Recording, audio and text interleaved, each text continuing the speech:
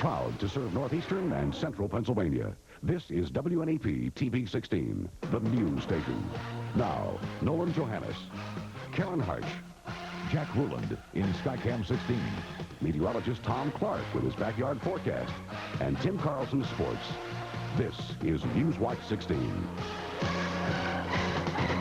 Pro baseball opens in our area this Saturday. We've been telling you about preparations in Williamsport at Bowman Field for the AA Bills hosting the Pittsfield Cubs. But as Newswatch 16's Dan Fiorucci reports, it might be a good thing the game's going to be on Channel 16 because the seating is very limited. Up to 4,000 people were expected to fill these stands for Saturday's season opener. Now it turns out there may not be enough room for everybody. By game time, only about a third of these bleacher seats will be in place. The rest of Bowman Stadium will be incomplete, looking like this. With two-thirds of the grandstand missing, Bowman's remaining seats can only hold about half the hoped-for crowd of 4,100 people. Yeah, I guess we'll know how serious of a problem it is come Saturday about 11:30 when we have the crowd coming and if we have to turn any people away. Sandblasters would like to put more seats in place in time for Saturday's big game, but the weather just hasn't been cooperating. Right, the weather didn't hold me up. I lost all last week because it was raining, and I can't paint over a wet surface. To make matters worse, parts of the infield are still badly pitted. Ground crews also blame the weather. Yeah, we were way ahead of schedule, and then, that week right there really kind of slowed us down. But by Friday, groundskeepers say, the grass will be greener, though some fans may not be able to tell unless they're watching on color television. Dan Fiorucci, Newswatch 16, Bowman Field. One researcher calls it the dawn of a new approach to treating cancer. In tonight's Health Watch report, we look at a controversial cancer treatment using the chemical interleukin-2. Research shows that 1/4 of the advanced cancer patients treated with interleukin-2 show some response. The results are published in tomorrow's New England Journal of Medicine. This is how the treatment works. White blood cells of advanced cancer patients were grown in test tubes with interleukin-2, a natural disease-fighting chemical. It turns those cells into cancer killer cells. Then they're put back into the body. In effect, the treatment uses a person's own immune system to fight off the disease. However, it can produce serious, even deadly side effects, but many clear up as soon as the treatment is over. The head of the research says the use of interleukin-2 adds a new weapon in the fight against cancer. When Newswatch 16 continues, the possible closing of the Keystone landfill. And what the action would mean to a small businessman who hauls garbage to the dump in Dunmore. For 19 years, thrifty people in northeastern Pennsylvania have been buying Paper Shop, the area's favorite classified ad magazine. Looking for that second car or maybe a computer for your home or business, Paper Shop has you covered. In need of a new lawn tractor or you want to sell your old guitar, with Paper Shop, you can buy or sell a variety of goods and services. The latest issue of Paper Shop is at stores and newsstands right now. Pick one up today. Read it. Use it. Paper Shop, serving areas from Bloomsburg to Strasburg for 19 years. Hills is the place for kids. I'm so busy, because Hill's 19th annual Easter egg hunt is this Saturday. Kids age 4 to 10 are divided into 3 groups and hunt for candy-filled eggs. Some eggs have a Hill's gift certificate inside. For safe fun, 2- and 3-year-olds get their eggs from me, the Easter Bunny. Hill's Easter egg hunt, Saturday at 9:30 a.m. We're a different kind of department store. You ought to be shopping Hills. Check us out. Pennsylvania lottery computers have been busy all day long, spitting out Super 7 tickets. The game has an $11 million jackpot up for grabs tonight. The owner of the Anthracite newsstand on Public Square in Wilkes-Barre says a lot of players have been letting the computers Quick 7 pick their numbers.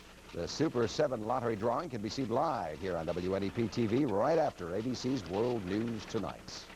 Good luck. Good luck. Now out to the backyard we go to find out about this good news, Tom. Okay, Karen, thank you. Good evening, everybody. A chilly evening out back tonight in our backyard and probably in yours, too. A solid deck of stratocumulus clouds overhead, but brighter weather lies ahead, and we'll get to that after I tell you what's happening tonight at the station of my first weather watcher, Darlene Felding, out there in Lamar. Tells me 50 degrees out in southern Clinton County at this hour. Neil Weiser in Bloomsburg checks in with 55 and some clouds. And Jim Knight in Dunmore tells me 44 and cloudy skies there. Next, a view today of some farmland in beautiful Northampton County. Just a few patchy cumulus clouds down there today. Another nice shot from Skycam 16. And here's what we have now. 47 out back, humidity 54%. The wind is from the north at 12 miles per hour, and the barometer is rising now from 29.75. High temp here today, 50. After a start of 42 this morning, 31 at my place. 85 and 19 are the records for the date, and some rain and 62 degrees 1 year ago. There was a balloon launch back on March 27th at the Elmhurst Elementary School, and information was sent aloft with each balloon so that the school could be notified just in case one of the balloons was found.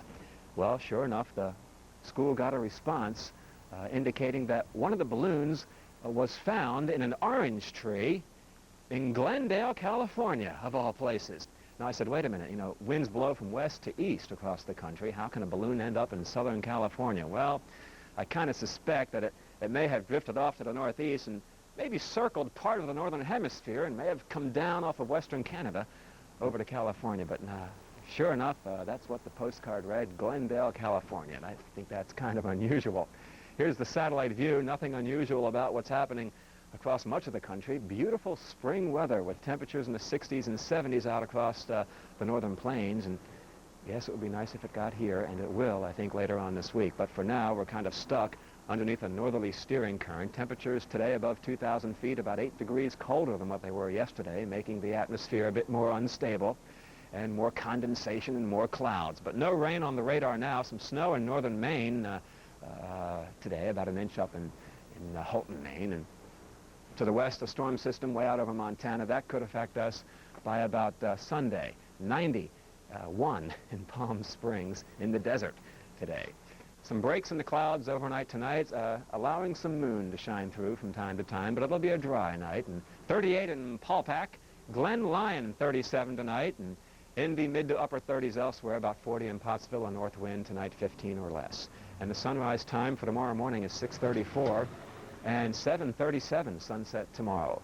Mostly cloudy overnight, a partly sunny day tomorrow, kind of a clearing trend. It'll become clear by tomorrow evening, and Friday looks terrific in the 60s, and Saturday increasing cloudiness, a good chance for some rain on Sunday. So it looks good for that season opener in Williamsport on Saturday. All right, It looks good real baseball good. weather. Yeah. Thanks, Tom. Thanks, Tom. The Sports Watch is next with Tim Carlson and the Yankees trying to make it 2 wins in a row to start their season. Plus, an unusual sport that area colleges, or an area college, has added to its varsity schedule.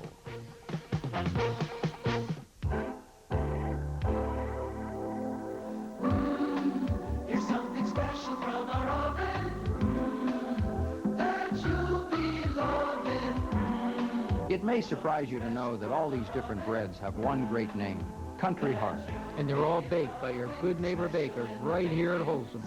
And each is different in texture, flavor, and aroma. And each difference is delicious. Country Heart. Enjoy the difference. In Washington today, a bill introduced in Congress would protect Little League coaches across the United States from being sued for injuries to young players. That bill by Congressman George Gekas of Pennsylvania's 17th District is a model of the Pennsylvania law passed last year that limits civil liability for all coaches in youth sports programs. Well, I'll tell you, we all know that Tim is not a Yankees fan, but even he's impressed by today's game. You know, maybe I've Good. changed. Welcome aboard. Believe that. I'll tell you another one, Karen. All right, the Yanks with one of those wins that builds character on a ball club today.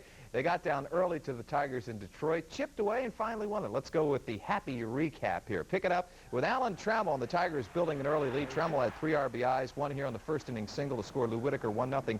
Mike Heath made it 5-0 in the 4th. With a solo homer off Yanks starter Tommy John. Then the Yanks started coming back. Gary Ward, a 2-run shot to the upper deck in left, or right rather, and it's 5-2 in the 6th. Now 5-4 in the 9th.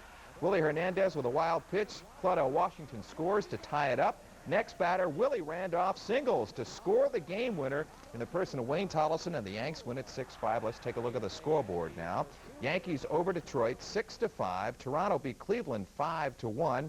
It was Texas over Baltimore in the 6th inning, 4-3.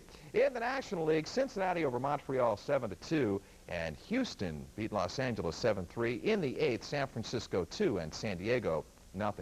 Well, did you see ABC's Nightline broadcast Monday night? Los Angeles Dodgers Vice President of Player Personnel Al Campanis got himself in big trouble. Ted Koppel asked Campanis why blacks weren't in managerial and front office positions in baseball, and Campanis answered with this. I truly believe that they may not have some of the necessities to be, let's say, a field manager or perhaps a general manager. That statement didn't sit too well with many people, including the Dodgers, who asked Campanis to resign. Today he did, after being associated with the Dodgers organization since 1943. Well, so much for the baseball talk. Now for something completely different. How about lacrosse? You ever heard of it? Well, it's a rough and tumble sport played originally by the Iroquois Indian. Now, I'm sure most of you have not seen lacrosse played, so I'm not going to show you meaningless highlights. Instead, Sports Watch 16's Albie Oxenreiter introduces us to the sport now played on a varsity level at the University of Scranton. Lacrosse is definitely not just a leisurely Sunday sport. At the University of Scranton, lacrosse is also now more than just a club sport. For the first time this year, the Royals will compete on a varsity level. It's been a long time coming for a sport that in many ways remains stalled in obscurity. It's exceedingly physical. It has a lot of attributes of rugby in terms of the sheer, hitting and so forth, and frankly, a lot of the brutality of hockey, more or less kept under control. The most appealing thing, it's fast, keeps moving. It's got a lot of action to it. I like the action.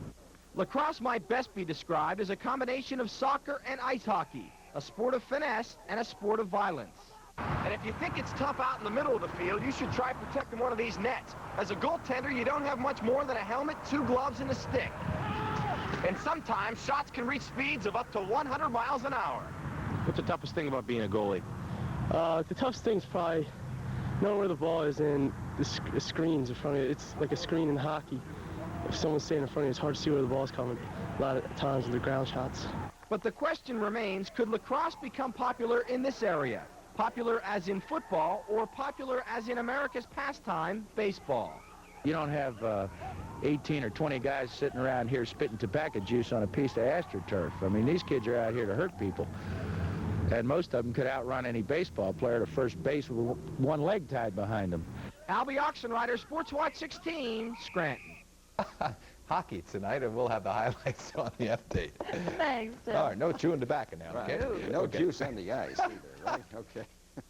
When Newswatch 16 continues, journalists talking around the world. We'll look at the high-tech hookup between America and the Soviet Union next. How long does a John Deere last? How long does a John Deere last? How long does a John Deere last? How long does a John Deere last? How long does a John Deere last? Well, come on. Available at Mountaintop Lawn and Tractor and Johnson Brothers.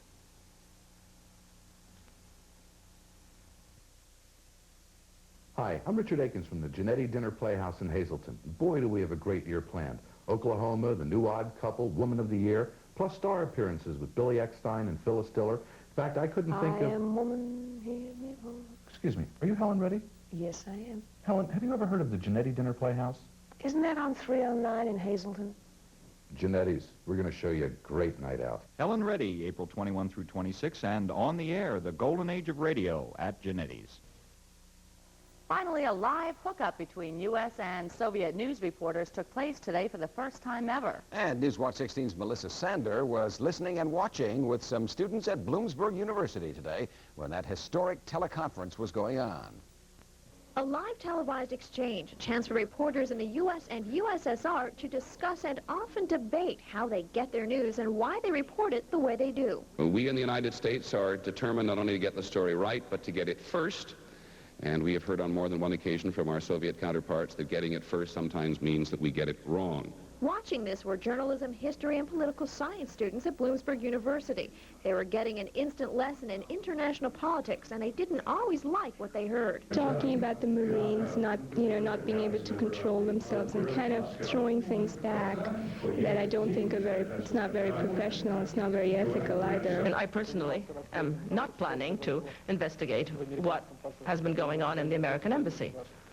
I think that your colleagues are going to do that. This student wanted to learn how the Soviets report news we often hear in America. How they cover corruption stories and exactly what happens and what the people's reaction is to the stories. And how will that help you? Well, it helped me to appreciate the Soviet culture a little bit more. Bloomsburg is one of nearly 50 universities across the country where the students are able to watch this live exchange of views. In the Soviet Union, this teleconference is being taped. It will be shown later in an edited form to Soviet journalists and students. Melissa Sander, Newswatch 16, Bloomsburg.